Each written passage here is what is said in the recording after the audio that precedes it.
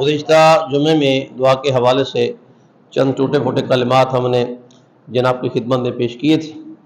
سورہ مبارک عنکبوت کو میں نے پچھلے جمعے بھی تلاوت کیا تھا اور آج بھی کیا ہے، جس میں ارشاد ربانی ہے کہ وَإِذَا رَكِبَ فِي الْفُلْكِ دَعَوُا اللَّهَ مُخْلِصِينَ الدِّينَ، فرماتے ہیں کہ جب وہ کشتی میں سوار ہوتے ہیں تو جو کشتی میں لوگ سوار ہوتے ہیں وہ اللہ کو دعوت دے رہے ہوتے ہیں مخلصین اللہ الدین، اور وہ اتنے خالص ہو جاتے ہیں کہ جیسے کہ وہ دیندار بندے ہیں، اگرچہ وہ اس وقت مشکل میں مبتلا ہوتے ہیں۔ فَلَمَّا نَجَّاهُمْ، ارشاد ربانی ہے کہ جب ہم انہیں وہاں کشتی میں یعنی دریا میں جب وہ اپنے لیے دعا مانگ رہے ہوتے ہیں اور ہم ان کو نجات عطا کر دیتے ہیں تو الی البر، اور وہ پھر خشکی پہ آ جاتے ہیں تو اذا ہم یشرکون، پھر وہ دوبارہ ویسے کہ ویسے ہو جاتے ہیں، پھر وہ دوبارہ شرک کرنے لگ جاتے ہیں۔ یہ ایک عام طور پہ دیکھا گیا ہے کہ جب انسان کسی مشکل میں مبتلا ہوتا ہے تو جب مشکل ٹل جاتی ہے تو وہ پھر جو پہلے دعائیں گڑ گڑانا، مانگنا، سوال کرنا، وہ انسان ویسے کہ ویسے ہو جاتا ہے۔ یعنی اللہ نے شکوہ کیا ہے، اپنی مخلوق کا شکوہ کیا، گلہ کیا ہے، اور یہ خدا نے کہا ہے کہ وہ لوگ کہ جو جب ان کو کوئی مشکل مبتلا ہوتی ہے، ایک صلوات بولے نبی صلی اللہ علیہ وسلم، اللہم صلی علی محمد، ایک صلوات اور بھی بڑے بلند آواز سے محمد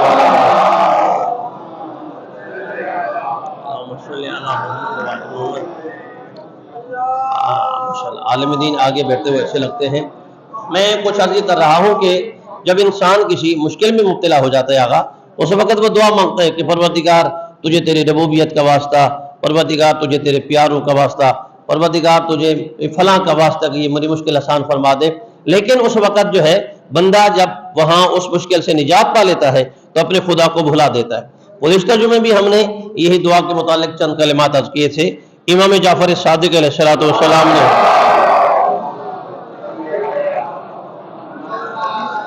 میری مولا نے ارشاد فرمایا کہ خدا فرماتا ہے ادعونی استجب لکم، کہ تم ادعونی استجب لکم، کہ تم مجھ سے مانگو میں تمہاری دعا کو قبول کرتا ہوں۔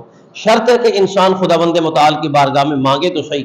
ہمارے پاس ایک بہترین مکتب ہے، مکتب اہل بیت، مکتب محمد و آل محمد، یہ جو ہمیں ہر طرز زندگی سکھاتا ہے، اٹھنا،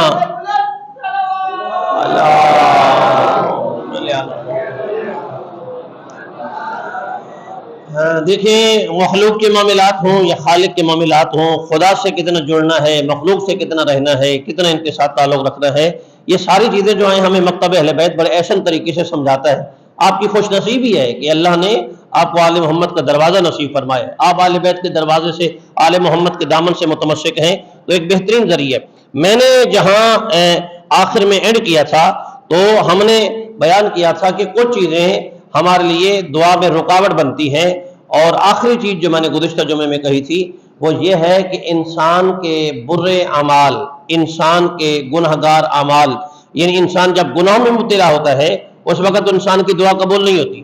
بعض دفعہ ایسا ہوتا ہے کہ انسان خرچ بھی کر رہا ہوتا ہے، کہ میں نے ہارون رشید کی بیوی کا واقعہ بیان کیا تھا کہ جو مکہ سے انہوں نے مکہ میں ایک نہر پہنچوائی تھی، اس کے باوجود بھی جب عالم خواب میں اسے دیکھا گیا کہ وہ سرگرداں ہے، پریشان ہے، مشکل میں مبتلا ہے، تو پوچھنے والے نے، دیکھنے والے نے کہا کہ بی بی ہم نے سنا ہے کہ آپ نے دنیا میں بڑے بڑے اچھے کام کیے ہیں لیکن آپ کو صلہ نہیں ملا، ایک پانی کی نہر جو نے پہنچوائی تھی مکہ شہر میں تو اس کا صلہ؟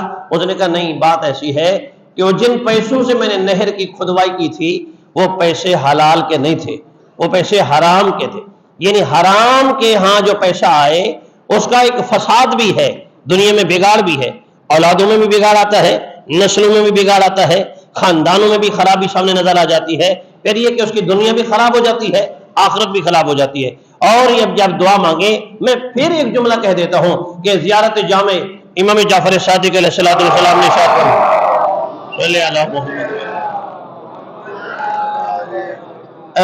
یہاں تھوڑا سا لے کے ہم چل رہے ہیں کہ آپ ساری چیزیں جینین کر رہے ہیں، یعنی آپ دعا بھی خلوص سے مانگ رہے ہیں، خرچ بھی آپ رزق حلال سے کر رہے ہیں، خرچ بھی آپ مستحقین تک کر رہے ہیں، آپ اپنے واجبات کے پابند بھی بن رہے ہیں، لیکن ایک اہم ترین چیز ہے، اگر وہ نہیں ہے تو ہماری دعائیں لٹکی رہیں گی، عرش اور فرش کے درمیان، زمین و آسمان کے درمیان دعائیں معلق رہیں گی، بارگاہ خدا میں نہیں پہنچیں گی۔ وہ چیز کیا ہے جس کے ذریعے دعا قبول ہو جائے؟ وہ ہے توسل، یعنی اہل بیت اطہار کا وسیلہ، خداوند متعال کی بارگاہ میں اب سادے لفظوں میں کہوں کہ 5 12 14 کا واسطہ، 5 12 14 کا وسیلہ، اہل بیت اطہار کا جو وسیلہ ہے، یہ آپ کی دعائیں قبول ہونے کا بہترین ذریعہ ہے۔ اور یقین جانیں جب آپ یہ وسیلہ بنا کے بارگاہ خدا میں دعا مانگتے ہیں تو معصوم فرماتے ہیں دعا اب آپ کی حتمی کمزور ہوتی ہے اور یہاں مقبول ہوتی ہے، قبول ہو جاتی ہے۔ زیارت جامع کے الفاظ ہیں۔ مولا ارشاد فرماتے ہیں کہ اہل بیت کیسی ہستی ہیں، کیا معیار ہے، اہل بیت کی شان کیا ہے، تو معصوم نے ارشاد فرمایا بکم فتح اللہ و بکم یختم، فرماتے ہیں کہ اہل بیت اطہار ایسی ہستی ہیں جن کے ذریعے سے اللہ وہ بند دروازے بھی کھول دیتا ہے۔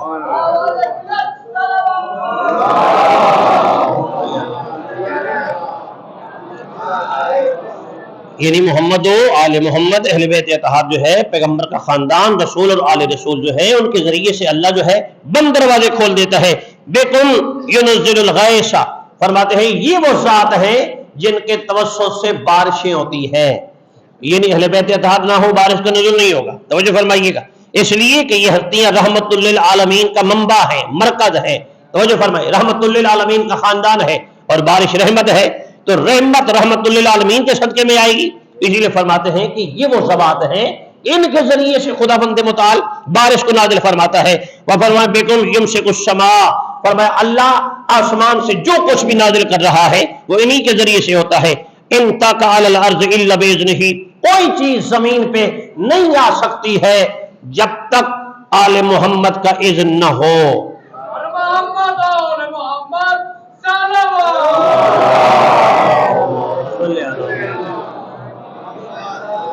سلوات سارے احباب بلند آواز سے ہدیہ کر دینا۔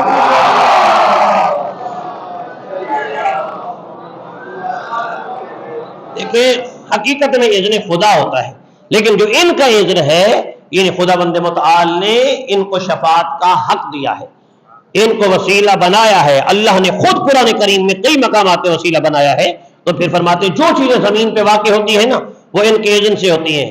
خداوند عالم کا حکم ہوتا ہے لیکن وسیلہ محمد و آل محمد کا ہوتا ہے۔ وَبِكُمْ يُنْفَسُ الْحَمْ، فرماتے ہیں ان کے ذریعے سے تمام تکلیفیں، تمام ہموم جو ہیں وہ ان کے ہاں سے دور ہوتے ہیں۔ یکشف الضر، اور فرماتے ہیں جتنی پریشانی ہے انہی کے وسیلے سے وہ ختم ہو جاتی ہے۔ تو یہ نہیں اہل بیت اطہار کا وسیلہ جو ہے اس کو مانگا جائے۔ ایک صلوات مل کے بلند آواز سے پڑھ دے محمد۔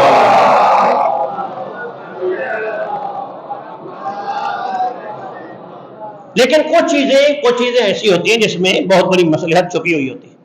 سورہ بنی اسرائیل کو آپ پڑھیں، چونکہ ہم نے بھی ایک چھوٹی سی اگر کاوش کی ہے کہ قرآن کے حوالے سے، قرآن فہمی کے حوالے سے 5-6 منٹ کا ہر سورت کے اوپر میں ہم ایک کلپ جاری کر رہے ہیں۔ سورہ بنی اسرائیل کا جو آخر ہے اس میں بھی اور اوائل میں بھی ایک واقعہ ملتا ہے حضرت خضر علیہ السلام کا، حضرت موسیٰ اور حضرت خضر علیہ السلام کا انتہائی ایک بڑا مشہور و معروف واقعہ ہے۔ اور اس میں جہاں انبیاء کی شان بیان کی گئی ہے وہاں ولی کا معیار بھی بتایا گیا ہے کہ جزوی ولی کا یہ معیار ہے، جب جزوی کا ہے تو پھر کلی ولی کا کیا معیار ہوگا۔ تو حضرت موسیٰ علیہ السلام حضرت خضر علیہ السلام کے ساتھ چلے ہیں۔ حضرت موسیٰ اولو العزم پیغمبر بھی شمار ہے، صاحب کتاب، صاحب شریعت، بڑے نبیوں میں حضرت موسیٰ کا تذکرہ قرآن کریم میں کوئی ایسا سورہ نہیں ہے جس میں حضرت موسیٰ کا ذکر نہ ہو، لیکن اس کے باوجود اللہ نے بتانا چاہا کہ ولی کا کیا معیار ہے، ولی کی کیا شان ہے، ولی کا کیا رتبہ ہے۔ فَوَجَدَ عَبْدٌ مِّنْ عِبَادِنَا، ہمارے 2 بندوں میں سے ہمارے 2 بندوں نے پایا ایک بندے کو، یعنی حضرت موسیٰ علیہ السلام نے حضرت خضر علیہ السلام کو پایا۔ کہنے لگے، جب پوچھا قریب گئے، کہنے لگے کہ اے خضر میں آپ کی شاگردی اختیار کرنا چاہتا ہوں، آپ مجھے شاگرد بنائیں گے؟ تو جناب خضر نے فرمایا کہ اِنَّكَ لَن تَسْتَطِيعَ صَبْرًا، تو میرے ساتھ شاگردی میں اگر آنا چاہے تو کیا میرے معاملات میں تو صبر کر سکے گا؟ بڑا دلچسپ واقعہ ہے، قرآن کریم کو پڑھیے گا، کیا تو صبر کر سکے گا؟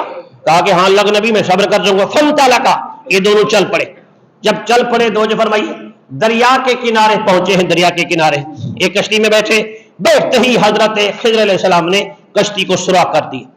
کشتی کو سوراخ کر دی تو جناب موسیٰ سے رہا نہ گیا، چونکہ نبی تھے، اولو العزم نبی ہے، تو دیکھ کر کہنے لگے کہ خضر آپ نے کیا کیا ہے، یہ ہمیں غرق کرنے کا پروگرام بنایا ہے؟ تو حضرت خضر نے کہا میں نے نہیں کہا تھا کہ تم میرے ساتھ صبر نہیں کر سکے گا۔ کہنے لگے نہیں مجھے ابھی معاف کریں، میں آگے پھر کوئی سوال نہیں کہوں گا۔ فَانْطَلَقَا، پھر دونوں چل پڑے۔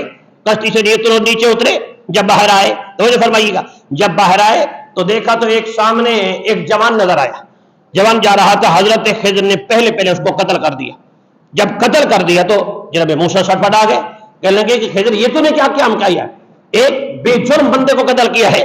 اس نے کہا نہیں، اس میں بھی مصلحت ہے، میں نے تمہیں پہلے کہا تھا کہ میرے ساتھ چلنا ہے تو صبر کا دامن تھام کے چلنا ہے، بے صبری سے نہیں چلنا ہے، توجہ رکھیے گا۔ یہاں سے پھر آگے چل پڑے، آگے گئے تو ایک دیوار گر رہی تھی۔ اب ان دیوار جہاں گر رہی تھی تو اس بستی کے لوگوں سے حضرت خضر علیہ السلام نے موسیٰ سے کہا کہ میں بھوک لگی ہے، ان سے ذرا کوئی کھانا بھی لے آؤ، کوئی پانی بھی لے آؤ۔ گئے تو خالی واپس آ گئے، نہ بستی والوں نے کھانا دیا نہ پانی دیا، دیوار گر رہی تھی، حضرت خضر نے کاندھا دے کے دیوار کو کھڑا کر دیا۔ جناب موسیٰ نے پھر کہا کہ عجیب آدمی ہے یار آپ، ان لوگوں نے ہم سے نہ کھانا پوچھا نہ پانی پوچھا ہے، آپ نے دیوار کھڑی کر دی، ان کی اور بھلائی کر دی ہے۔ کہنے لگے کہ ھذا فراق بینی و بینک، تیرے اور میرے درمیان جدائی ہو گئی ہے، کہنے لگے آگے تو میرے ساتھ نہیں جا سکتا۔ تو سوال کرنے لگے کہ اے خضر بتائی تو نے یہ 3 کام کیوں کیے ہیں؟ اب دیکھیں ہر چیز میں ایک مصلحت ہوتی ہے۔ کہا پہلی بات یہ ہے کہ جب میں نے کشتی کو سوراخ کیا تھا تو آگے ایک ایسا ڈاکو موجود تھا کہ جو صحیح سالم کشتیوں کو لوٹ رہا تھا، میں نے داغدار کر دیا تاکہ داغدار کشتی کو لوٹے گا نہیں، حملہ نہیں کرے گا، یعنی کشتی کو میں نے سوراخ کر کے میں نے کشتی چوری ہونے سے بچائی ہے۔ آپ نے جو بچے کو قتل کیا ہے، کہا کہ میں نے بچے کو جو قتل کیا ہے یہ کافر تھا، ہمیں خطرہ تھا کہ اس کے کفر کی وجہ سے اس کے والدین کافر نہ ہو جائے، وہ صاحب ایمان تھے، یہ کافر تھا، میں نے اسے قتل کیا ہے۔ میرے امام ارشاد فرماتے چھٹے امام کہ حضرت خضر نے جس بچے کو قتل کیا تھا ان کے والدین کو اللہ نے ایک بیٹی عطا کی، وہ بیٹی جو 70 انبیاء کی نسل کی بنیاد بنی ہے۔ تو اس میں پھر بھی ایک مصلحت ہے، کہنے لگے میں نے اسے قتل کیا۔ وہ دیوار جو گر رہی تھی، جناب خضر نے فرمایا وہ دیوار اس کے اندر اس کے نیچے یتیموں کا کوئی مال چھپا ہوا تھا، اگر دیوار گر جاتی مال زہر ہو جاتا دنیا لوٹ کے لے جاتی، میں نے اس کو دیوار کو کھڑا کیا ہے تاکہ یتیموں کا مال بچایا جائے۔ تو یعنی کسی بھی کام کو دیکھیں، ہر کام میں کوئی نہ کوئی مصلحت ضرور ہوتی ہے، اسی لیے معصوم فرماتے ہیں کہ اگر آپ کی دعا قبول نہیں ہو رہی ہے تو پریشان نہیں ہوا کرے۔ کچھ لوگ اب بے صبری کا دامن چھوڑ دیتے ہیں، مسجد آنا بند کر دی، توجہ فرمائیے گا۔ آج یہ دونوں پہلو موجود ہیں، مولانا صاحب موجود ہیں، یہ دونوں خدا دے تو بھی ہم مسجد کو چھوڑ دیتے ہیں، اور خدا تھوڑا سا ہاتھ کھینچ لے تو بھی ہم اللہ کا تعلق جو ہے چھوڑ دیتے ہیں، اللہ سے رابطہ چھوڑ دیتے ہیں۔ ہم کہتے ہیں پروردگار تو نے کیا دیا، پھر ہم دیکھتے ہیں جناب فلاں بندہ ہے نہ وہ مسجد جاتا ہے نہ نماز پڑھتا ہے نہ نیکی کے کام کرتا ہے، اس کو رزق ہی رزق مل رہا ہے۔ میں نے ایک دفعہ سنا، میں ابھی نام لے رہا ہوں چونکہ ریکارڈنگ ہو رہی ہے، میں نام نہیں لے رہا ہوں، ایک بندے سے کسی نے کہا کہ بھائی آپ کے پاس تو بڑی دولت ہے لیکن آپ جو ہے خرچ نہیں کرتے۔ اس نے کہا میری خدا سے جنگ ہے، میں خدا کے کسی بندے کو نہیں دوں گا۔ حالانکہ اس کی کمینگی ہے، بدبختی ہے کہ خدا بند متعال اس کو دے رہا ہے، اس کے دیے ہوئے سے بھی نہیں دے رہا۔ امام جعفر صادق علیہ السلام نے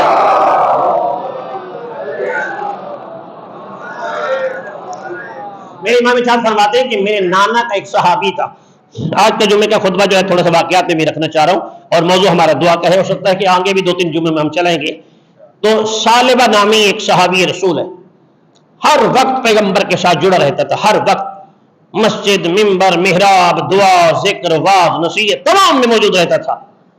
تو ایک دفعہ کہنے لگا یا نبی اللہ میرے حق میں دعا کرے، میرے پاس ایک بھیڑ ہے، یہ ایک مینڈا ہے جو یعنی نر ہے، تو مولا کوئی ہو جائے۔ نبی نے فرمایا کہ اگر ہم نے تیرے حق میں دعا کر دی نا تو تیرے حق میں دعا یہاں تو برکت ہو جائے گی لیکن عبادت کی برکت تم سے کم ہو جائے گی، اللہ کا گھر چھوڑ جاؤ گے، خدا کا گھر تم چھوڑ جاؤ گے۔ کہ یا رسول اللہ یہ کیسے ہو سکتا ہے کہ خدا مجھے دیر میں چھوڑ جاؤں؟ نبی نے فرمایا تو ایک انسانی سانچے میں دیکھ رہا ہے، میں مصطفیٰ نبوت کے سائے میں دیکھ رہا ہے، ہمیں لگ رہا ہے کہ تو چھوڑ جائے گا تو خدا کو بھی چھوڑ جائے گا۔ نہیں میرے حق میں یا رسول اللہ دعا فرمائے۔ نبی نے دعا فرمائی، جناب اس کے پاس ایک مادہ آ گئی، دونوں کا ملاپ ہوا، بچے پیدا ہوئے۔ آپ کو پتا ہے بھیڑ بکریوں کے بچے 2-2 3-3 بچے ہوتے ہیں، اور دیکھتے ہی دیکھتے چند عرصے کے بعد اتنی تعداد ہو گئی کہ اس کو گھر میں رکھنا مشکل ہو گیا، ایک ریور بن گیا۔ پہلے ڈیلی آتا تھا، اب کبھی کبھار ناغا کرنے لگ گیا، کبھی کبھار ناغا کرنے۔ نبی پوچھتے تھے کہ یا رسول اللہ کیا کریں، اتنا بڑا ریور ہے، جانور ہے، ان کی دیکھ بھال کرنی ہوتی ہے، ان کا چارہ کاٹنا ہے، ان کو پانی پلانا ہے، ان کو دیگر کام ہے۔ کچھ ٹائم کے بعد اتنی تعداد میں بھیڑ بکریوں کی تعداد بڑھی، اس نے شہر کو چھوڑ دیا، وہ باہر آ گیا جنگل میں۔ جب جنگل میں آ گیا جو مسجد سے دور، محراب سے دور، آپ گھبرا تو نہیں رہے؟ میں ذرا تھوڑا سا جناب کو محدود کرنا چاہ رہا ہوں کہ ساری چیزیں چھوڑ دی اس نے، دور ہو گیا۔ ایک دن نبی نے اپنی تقریر میں ارشاد فرمایا کہ کتنا اچھا تھا وہ بندہ کہ دنیاوی طور پہ مشکلات میں تھا لیکن اخروی طور پہ کامیاب تھا۔ میری محفل، میرا سایہ، میری مسجد، میری تقریر، نماز، محراب، منبر سب چیزوں کے قریب تھا، لیکن جب اللہ نے دیا تو سب چیزیں چھوڑ دیے۔ توجہ فرمائیے، جب اس نے سب چیزیں چھوڑ دی تو یہاں قرآن کی ایک آیت ہے، قرآن میں جب اللہ نے زکوٰۃ کا حکم ارشاد فرمایا، حکم یہ زکوٰۃ آیا ہے، اور زکوٰۃ کے حکم میں یہ واضح طور پہ ایک آیت ارشاد فرمائی۔ ایک صلوات پڑھیں محمد و آل محمد جزاک اللہ۔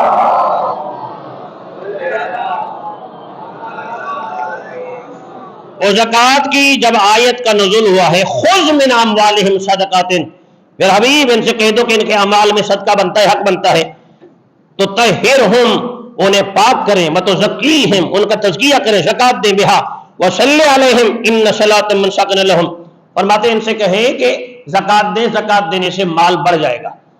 اور اگر ہم آپ کو تنہائی میں بیٹھ کے پوچھیں کہ یہ چند لوگ ہی نکلیں گے جن کا ایمان ہے کہ خرچ کرنے سے رقم بڑھ جاتی ہے، میجورٹی جو ہے ہمارے یہاں یہ ہے کہ خرچ کرنے سے رقم کم ہو جاتی ہے۔ خمس دیتے ہیں، 5 لاکھ میں سے خمس نکالنے تو 1 لاکھ بنتا ہے، مولانا 1 لاکھ خمس دے؟ تو جو فرمائے یہ ہم نے نہیں سوچا ہے کہ خدا فرماتا ہے میں 1 کے بدلے میں 10 دنیا میں عطا کر دیتا ہوں، 1 کے بدلے میں کہیں 70 کا لفظ ہے، 1 کے بدلے میں کہیں 700 کا لفظ ہے، سبا تو میرا سنبولا یعنی 70-700 کا لفظ بھی ہے، خدا عطا فرما دیتا ہے۔ جب یہ آیت نازل ہوئی تو رسول خدا نے ایک صحابی کو کہا کہ جاؤ سالبہ سے کہو نبی فرما رہے ہیں یہ تیرے پاس جتنے یہ ریور بڑھ گئے ہیں نا، جانور بڑھ گئے ہیں، زکوٰۃ بھی واجب ہو گئی ہے، زکوٰۃ تو نے دینی ہے۔ یا رسول اللہ کتنی دینی ہے؟ وہ 40 والا فگر نبی نے بتایا۔ اچھا یا رسول اللہ اتنی تو گنا، تعداد گنی؟ کہنے لگے یہ تو کافی تعداد میں بھیڑیں جائیں گی اور ساری سالم کی سالم بھیڑیں جا رہی ہیں۔ کہنے لگے نبی سے کہیں میں خود آ کے ملتا ہوں۔ توجہ فرمائیے گا، یہاں بھی کچھ لوگوں کو مجھے یاد ہے کہ جب ہم طالب علم تھے تو ایک مسجد سے ایک پرچہ آتا تھا، اگرچہ گورنمنٹ ٹیچر تھے ہمارے، اللہ انہیں غریق رحمت کرے، وہ چلے گئے، آغا شاہ صاحب تھے، تو انہوں نے ہمیں ایک پرچہ دیتے تھے، وہ کہتے تھے کہ فلاں آپ کے گھر کے ساتھ ایک بندہ ہے، کاروباری، اس کو دیا کریں، 100 روپے کا چندہ ہوتا تھا، چند مہینے تو اس نے دیا، آخر میں مجھے کہا کہ آپ بیٹا آپ نہ لایا کریں، اس لیے کہ ہم ان کو خود جا کے دیں گے۔ یہ واقعہ جب ہم پڑھتے ہیں تو نبی کریم نے صحابی کو بھیجا کہ بھی تیرے پر زکوٰۃ بنتی ہے، زکوٰۃ دیں۔ اس نے کہا کہ آپ وہ نبی سے کہیں کہ میں خود دینے آ جاؤں، حتیٰ کہ زکوٰۃ دینے نہیں آیا۔ پوری توجہ فرمائیے، کچھ ٹائم پھر گزر گیا، پھر زکوٰۃ دینے نہیں آیا، نبی کی زندگی میں زکوٰۃ دینے نہیں آیا۔ توجہ فرمائیے گا، نبی کی زندگی کے بعد پہلی خلافت کا دور آیا، اس نے پہلے خلیفہ کو بھی زکوٰۃ نہیں دی، دوسرے کو بھی زکوٰۃ نہیں دی، لیکن تیسرے کو جب اس نے زکوٰۃ دی ہے، معصوم ارشاد فرماتے ہیں میرے نانا نے کہا تھا کہ اس کی دنیا بھی خراب ہے، اس کی آخرت بھی خراب ہے۔ توجہ فرمائیے، یہاں ایک بہترین جملہ بات کرنے جا رہا ہوں، تھوڑا سا اپنے قلوب میں رکھ کے جملے کو جگہ دیجیے گا۔ سالبہ صحابی ہے، نبی کی معیت میں رہا ہے، نبی کو دیکھتا رہا ہے، لیکن نبی فرمائے اس کی بخشش نہیں ہے۔ کیوں؟ اس لیے کہ اپنے واجبات کا پابند نہیں ہے۔ ہماری دعائیں قبول نہیں ہوتی ہیں اس لیے کہ ہم واجبات کے پابند نہیں ہیں۔ توجہ فرمائیے، کبھی مجھے کتنے چند ہی لوگ ہیں، یعنی اگر اس کے ہم ایوریج نکالیں تو 1% یا 2% نظر آئے گا کہ جو کبھی کسی مومن نے پوچھا کہ بلا کہ میرا یہ حساب بنتا ہے، ہم یہ خون دینا چاہتے ہیں، ہمیں کوئی مرجے کا دفتر بتائیں، ہمیں کوئی مرجے کا دروازہ بتائیں۔ یہ 2%، اس سے زیادہ کہیں نہیں ہے۔ 98% جو ہے ہم خواب غفلت میں سے ہوئے ہیں، حلال حرام مکس ہے۔ توجہ فرمائیے، وہ ایک سادہ جملہ ہے جو فیس بک کے اوپر بڑا وائرل ہوتا ہے کہ رزق حرام یعنی غاصب مال لے کے ہم بازار میں ڈھونڈ رہے ہوتے ہیں کہ ہمیں بتائیں کہ یہاں سے حلال گوشت کہاں سے ملے گا، رقم حرام کی ہے، ناجائز رقم ہے، حلال ڈھونڈ رہے ہوتے ہیں کہ ہمیں حلال گوشت کہاں سے ملے گا، ہم واجبات ادا نہیں کرتے ہیں۔ یا امام جعفر صادق علیہ الصلوۃ والسلام ارشاد فرماتے ہیں،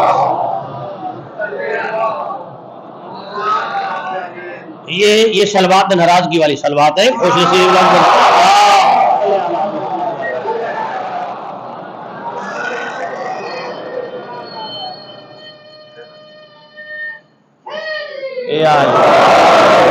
انتہائی اہم فرمان میں امام کا سننے لگا ہوں۔ میرے مولا فرماتے ہیں لوگ کہتے ہیں کہ ہم علی کے محب ہیں، علی کے چاہنے والے ہیں، علی کے ماننے والے ہیں. مولا فرماتے ہیں لفظ خمس کا ہے جو روایت کا لفظ ہے، علماء موجود ہیں.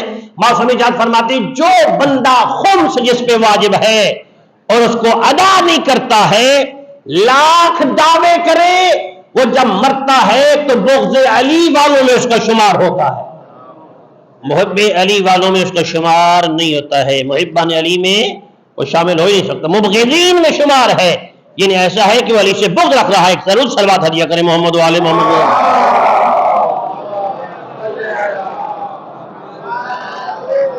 میرے دوستو صبر کریں، صبر کریں گے یعنی ہم اپنے واجبات کو نکالیں گے، دعا آپ کی قبول ہوگی. اور آخری جملہ ٹائم بالکل پورا ہونے جا رہا ہے. انشاءاللہ ہم 12:55 پہ خطبہ شروع کیا کریں گے اور 1:25 پہ ہم جماعت کھڑی کیا کریں گے. آگے 1 منٹ کا واقعہ سن لیں. دعا جو قبول نہیں ہوتی ہے بعض دفعہ خدا اس کے عوض میں کئی چیزیں اور بھی عطا کر دیتا ہے. ایک واقعہ لکھا گیا کہ خاتون ہے جس کے 10 حمل گرے، یعنی اسقاط حمل ہوا. 7 دفعہ وہ بچے کے لیے تیار ہوئی لیکن بچہ دنیا سے آنے سے پہلے شکم مادر میں انتقال ہو گیا. 7 دفعہ بچہ سخت ہوا ہے، 10 دفعہ معذرت کے ساتھ 10 دفعہ بچہ سخت ہوا ہے. ایک رات رو رو کے سوئی ہے کہ پروردگار مجھ سے غلطی کیا ہوئی ہے کہ میری نسل آگے نہیں بڑھ رہی، میری اولاد آگے نہیں بڑھ رہی، میرا سسرال ہے، میرے خاندان کے لوگ ہیں مجھے تانا دیں گے یہ عورت بے اولاد ہے. اور بے اولادی کا تانا لوگوں نے رسول اللہ کو بھی دیا ہے تو مجھے لوگ تانا دیں گے کیا ہے. عالم خواب میں سوئی، دیکھا تو کہتی ہے کہ بروز محشر ہے، لوگ اپنے اپنے گھروں کو جنت میں جا رہے ہیں. یہ بھی ایک گھر کے سامنے گئی جس کے دروازے کے اوپر اسی کا نام اور اس کے والد کا نام لکھا ہوا تھا کہ حاجل مکانو فلانی بنت فلاں، یہ مکان فلاں عورت کا جو اس کے باپ کا نام یہ ہے موجود ہے. دیکھا تو کہنے لگی میرا بھی دل چاہ میں بھی اندر جاؤں. کہ جب اندر جانے کو کہا کہ ملائکہ نے کہا کہ نہیں بی بی یہ ہے تو تیرا لیکن ابھی نہیں، یہ مرنے کے بعد تجھے دیا جائے گا. سوال کیا اس خاتون نے کہ ملائکہ یہ بتائیں کس میرے عمل کا صلہ ہے کہ جو مجھے خدا یہ دے رہا ہے. تو آواز سے ملائکہ آئی بی بی خدا کہہ رہا ہے وہ جو تو نے 10 مرتبہ تکلیف میں گزارے ہیں نا اس کے عوض میں، اس کے صلے میں اللہ نے تیرے لیے یہ مکان معین کر دیا ہے جنت کا. وہ پھر جب اٹھی ہے دعا کرنے لگی پروردگار میں تو چاہتی ہوں کہ 2-3 دفعہ اور بھی اسی مشکل میں مبتلا ہو جاؤ تاکہ مجھے جنت میں اعلیٰ مقام عطا ہو جائے. تو میرے دوستو کوشش کریں کہ آپ معاملات کو اچھا رکھیں، خدا کے پر بھروسہ رکھیں، دعا کو بار بار مانگیں. انشاءاللہ زندگی رہی تو اگلے جمعے پھر اسے ایک آگے بیان کریں گے.